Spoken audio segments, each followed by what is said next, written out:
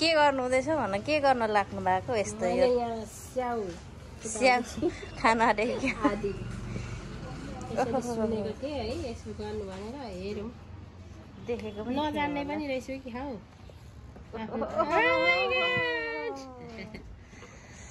कस्तो लाग्दैछ आदि स्याउ खोलेर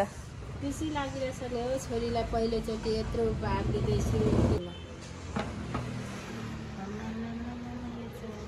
हामीलाई के को पार्टी हो भने आज के खानुहुन्छ भन्नु त के खाने मात्रै होटल गएरै थाहा होला मेनु हेरेर बाटबाटनीमै पस्दिउँ न खानु कि के गर्नु कुन फोन छान्नुहुन्छ यहाँ यति नै भड्याक भड्याक होला के बिचमा भरे ढल्नु सकिन्छ साथीहरू मैले चाहिँ 14 छोरीको लागि लिइसकेको छु यहाँ मेरो 14 बोक्ने साथीहरू चाहिँ यता हुनु यत्रो पैसा गइरहेछ है यत्रो पैसा गइरहेछ देखिदे पार्टी पार्टी अब के दिनु पार्टी भन्नु त तपाईँहरूले जे भन्नु छ त्यही दिन्छु भोलि पर्सि मलाई चिन्दिनँ हौ रेस्टुरेन्ट यता कता छ भनेर